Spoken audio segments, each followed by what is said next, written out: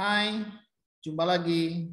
Ya, hari ini kita akan belajar lagi dari satu tokoh di dalam Alkitab ya, yang bernama Yunus ya, Nabi Yunus.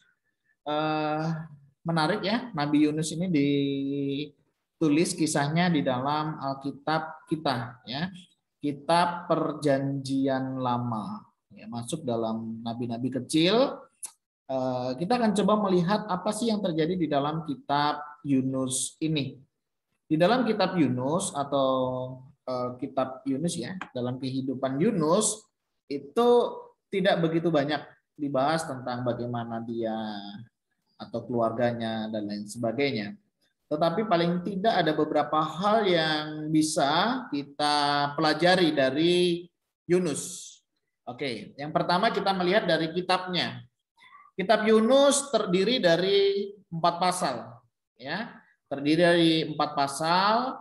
Di dalam 4 pasal itu memberikan beberapa kisah-kisah yang sangat menarik, ya, tentang bagaimana pergumulannya, panggilannya, bagaimana dia memenuhinya, bagaimana tantangan yang dia hadapi, dan ketika dia melakukan apa yang terjadi. Saya akan menceritakan sedikit isi daripada kitab Yunus yang saya tahu, ya, yang saya tahu.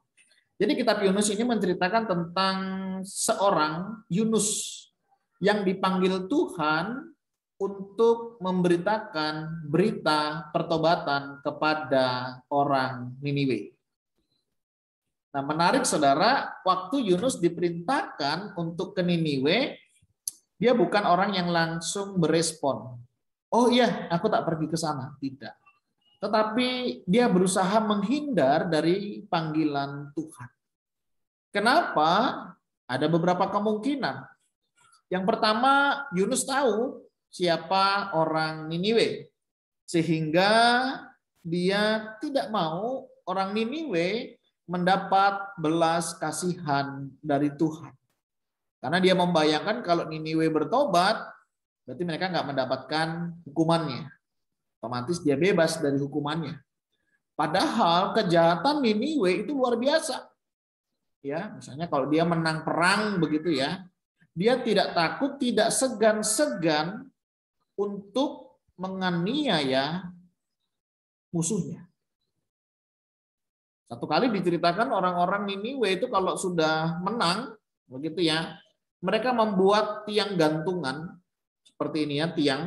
Kemudian orang-orang itu digantung saudara di gini, ya, dibuat berdiri seperti ini. Bahkan tidak sedikit yang dikuliti, kemudian ditempel di tembok-tembok, ya, di bangsa Niniwe ini. Begitu kejamnya. Bahkan Alkitab juga mencatat sampai mereka itu tidak bisa membedakan mana tangan kanan, mana tangan kiri, karena melakukan kejahatan. Jadi nggak tahu mana yang baik, mana yang jahat. Dalam pengertian hidupnya udah ngeri banget. Makanya Yunus nggak mau orang-orang Niniwe mendapat kasih dan kemurahan Tuhan. Nah, dia berusaha untuk menolak. Yang kedua, ada kemungkinan juga dikarenakan orang-orang Niniwe ini musuh bebuyutan. Ya musuh lah daripada bangsa Israel. Sehingga baginya, oh enak sekali orang-orang Niniwe ini mendapat kebebasan dalam hal ini. Kalau dia bertobat, terus bagaimana? Nah, dari beberapa kemungkinan itu saya memang melihat kepada bisa nasionalismenya Yunus terhadap bangsanya, tetapi juga bisa kemungkinan karena dia tidak mau ya orang lain mengalami pertobatan dan tidak menerima konsekuensi daripada apa yang dilakukannya. Hal ini juga boleh mengingatkan kita bagaimana sikap kita ketika kita mungkin diingatkan oleh Tuhan untuk mengingatkan saudara-saudara kita ketika mereka melakukan kesalahan. Mungkin kita juga nggak suka ya. Pertama mungkin kita tahu nggak akan mungkin dia berubah. Dia memang udah begitu. Atau kalaupun berubah, dia paling nggak lama. Tapi satu pelajaran yang perlu kita ingat, ketika Tuhan memberikan hal itu kepada kita, Pilihannya kita mau taat atau tidak. Akhirnya cerita itu berlanjut kepada Yunus yang akhirnya pergi. Tetapi dia tidak pergi ke tanah yang diperintahkan oleh Tuhan. Dia tidak pergi ke Niniwe, tetapi dia pergi ke Tarsis. Dia naik kapal, dia pikir dia bisa menjauhkan diri dari panggilan itu. Dia naik kapal, dia berpikir dia bisa pergi jauh karena berbeda arah daripada Niniwe. Tetapi apa yang terjadi? Ombak laut itu menjadi besar.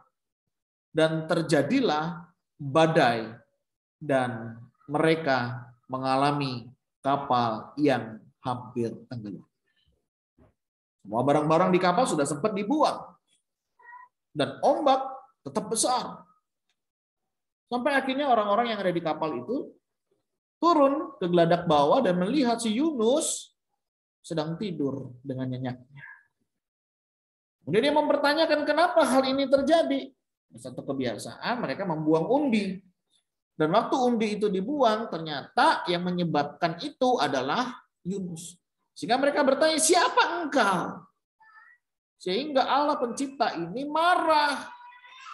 Kemudian si Yunus memang menceritakan siapa dirinya, dan ada tugas apa yang harus dia kerjakan, dan dia tidak melakukannya.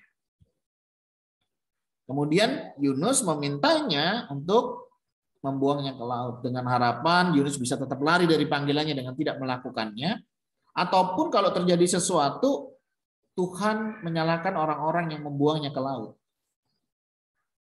Dan menariknya, pada saat Yunus dilemparkan ke laut, ada beberapa peristiwa yang menurut saya ini menarik. Yang pertama, orang-orang mengalami tenang kapalnya. Jadi di kapal tiba-tiba tenang waktu Yunus dilempar. Hal yang menariknya apa? Mereka yang tadinya tidak percaya kepada Allahnya Yunus menjadi percaya dan kagum akan segala karyanya. Yang kedua, Yunus dimakan ikan besar. Ini ikan besar ya, bukan ikan paus, ikan hiu atau ikan yang lainnya.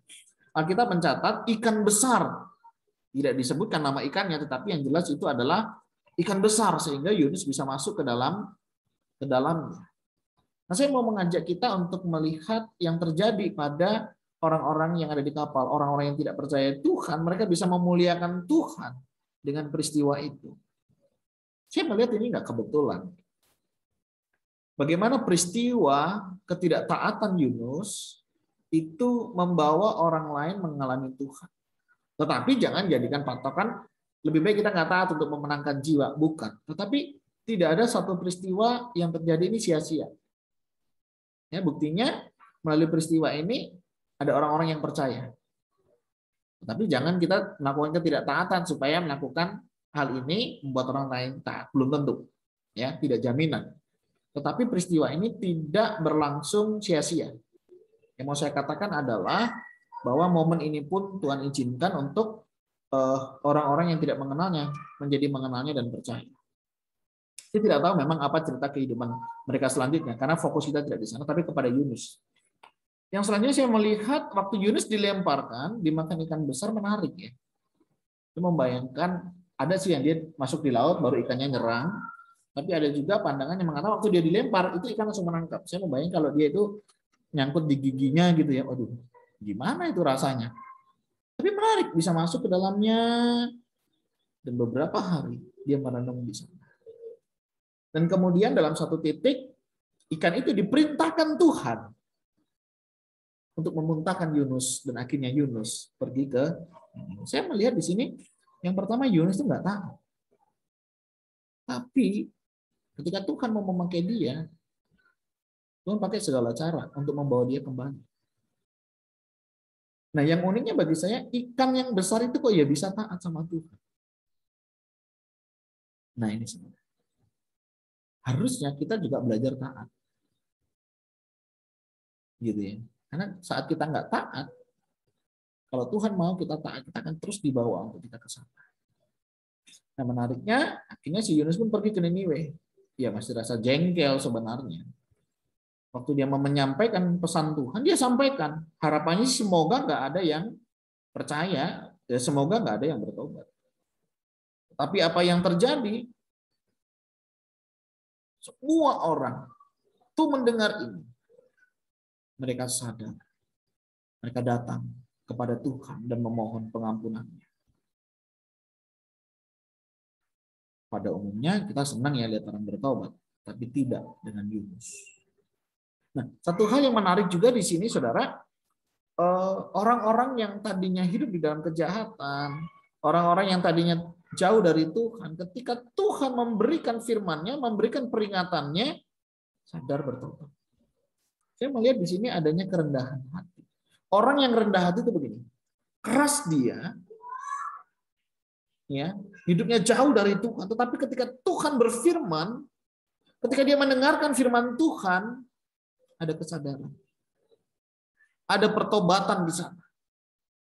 Jadi orang yang rendah hati, lemah lembut, bukan orang yang dia tidak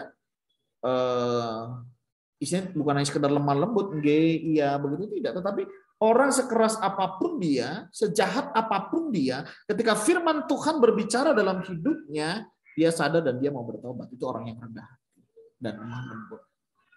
Karena dia tahu firman Tuhan itu berotoritas di dalam hidupnya. Bagaimana saudara dengan kehidupan kita hari ini?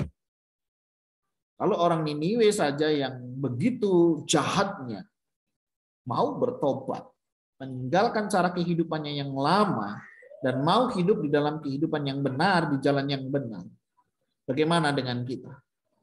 Maukah saudara dan saya juga hidup demikian? Meninggalkan cara kehidupan yang lama, yang selama ini tidak berkenan di hadapan Tuhan.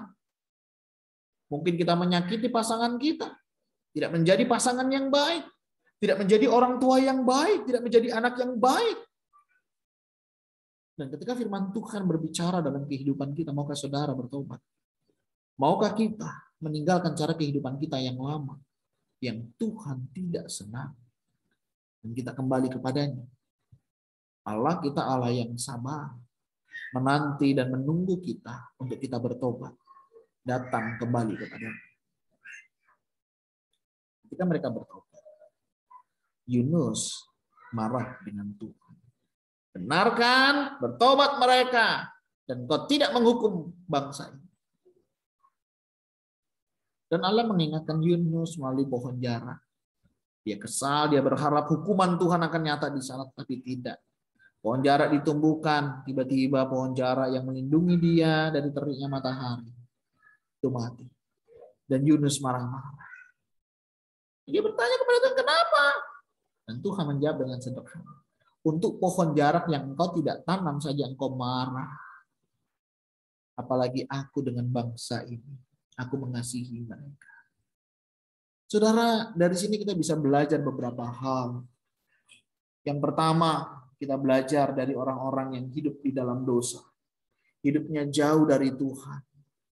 Hidupnya melawan Tuhan, tidak berkenan di hadapan Tuhan. Tapi ketika firman Tuhan diperdengarkan, mereka sadar dan mereka mau bertobat. Dan mereka mengalami kemenangan. Kita belajar dari mereka. Yang kedua, kita diingatkan di dalam kehidupan Yunus. Seringkali kita juga demikian. Kita melawan apa yang menjadi perintah Tuhan. Kita melawan apa yang menjadi kehendak Tuhan di dalam kehidupan kita ketika Tuhan mau memakai kita. Saudara, kalau kita menyadari identitas kita adalah seorang hamba, kita hanya akan taat kepada Tuhan kita yang sudah membebaskan kita. Yunus menjadi gambaran kehidupan kita. Seringkali kita masih egois, yang seringkali kita masih mementingkan kepentingan diri kita sendiri, golongan kita. Kita tidak ingin orang lain bertobat, kita tidak ingin bangsa-bangsa lain bertobat, kita tidak ingin suku-suku lain bertobat.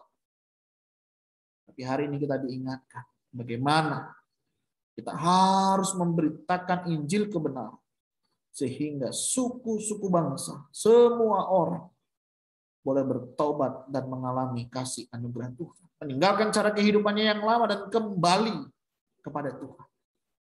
Mari saudara, hari ini kita diingatkan. Kita menjadi Yunus Marsyaki. Tidak lagi mempedulikan perintah Tuhan. Yang tidak lagi mengasihi apa yang dikasihi Tuhan. Mari kita bertobat bersama-sama. Dan mari kita hidup seturut dengan kehendak Tuhan. Kita bersyukur melalui kitab Yunus, kita boleh banyak belajar. Dan hari ini kita berdoa untuk kita. Kalau kita adalah gambaran dari bangsa-bangsa itu yang hidup jauh dari Tuhan, mari kita bertobat, meninggalkan cara hidup yang lama dan kembali kepada Tuhan, menyembah hanya kepada-Nya. Dan kalau kita adalah Yunus-Yunus itu yang lari meninggalkan panggilan Tuhan, mari kita kembali dan taat kepada-Nya. Kiranya Tuhan Yesus memberkati kita. Shalom.